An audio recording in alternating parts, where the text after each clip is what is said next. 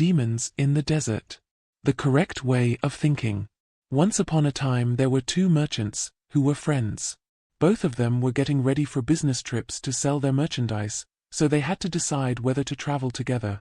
They agreed that, since each had about 500 carts, and they were going to the same place, along the same road, it would be too crowded to go at the same time.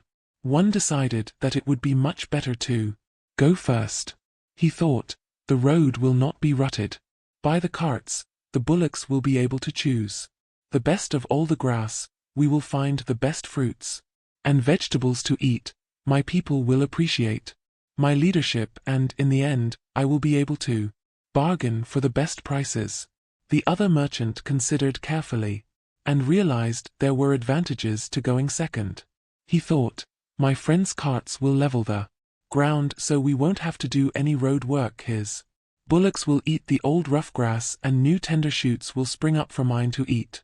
In the same way, they will pick the old fruits and vegetables and fresh ones will grow for us to enjoy. I won't have to waste my time bargaining when I can take the price already set and make my profit. So he agreed to let his friend go first. This friend was sure he'd fooled him and gotten the best of him, so he set out first on the journey. The merchant who went first had a troublesome time of it. They came to a wilderness called the Waterless Desert, which the local people said was haunted by demons. When the caravan reached the middle of it, they met a large group coming from the opposite direction. They had carts that were mud-smeared and dripping with water. They had lotuses and water lilies in their hands and in the carts. The headman, who had a know-it-all attitude, said to the merchant, "Why are you carrying these heavy loads of water?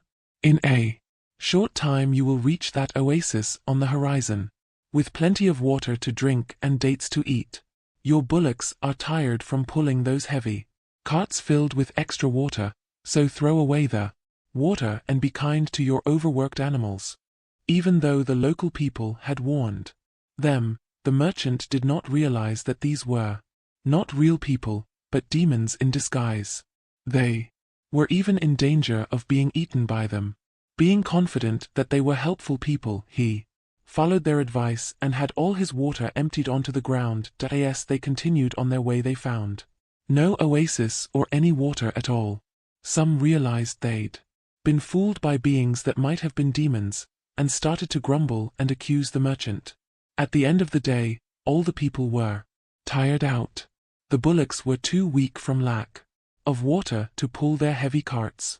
All the people and animals lay down in a haphazard manner and fell into a deep sleep. Lo and behold, during the night the demons came in their true frightening forms and gobbled up all the weak defenseless beings. When they were done, there were only bones lying scattered around. Not one human or animal was left alive. After several months, the second merchant began his journey along the same way. When he arrived at the wilderness, he assembled all his people and advised them, "This is called the Waterless Desert, and I have heard that it is haunted by demons and ghosts. Therefore we should be careful, since there may be poison, plants and foul water. Don't drink any local water without asking me." In this way they started into the desert. After getting about halfway through, in the same way as with the first caravan, they were met by the water-soaked demons in disguise. They told them the oasis was near and they should throw away their water. But the wise merchant saw through them right away. He knew it didn't make sense to have an oasis in a place called Waterless Desert. And besides, these people had bulging red eyes and an aggressive and pushy attitude, so he suspected they might be demons. He told them to leave them alone, saying, "We are businessmen who don't throw away good water before we know where the next is coming from." Then, seeing that his own people had doubts, the merchant said to them, "Don't believe these people, who may be demons, until we actually find water. The oasis they point to may be just an illusion or a mirage. Have you ever heard of water in this waterless desert? Do you feel any rain wind or see any storm clouds? They all said, No, and he continued, if we believe these strangers and throw away our water, then later we may not have any to drink or cook with, then we will be weak and thirsty. It would be easy for demons to come and rob us, or even eat us up. Therefore, until we really find water, do not waste even a drop.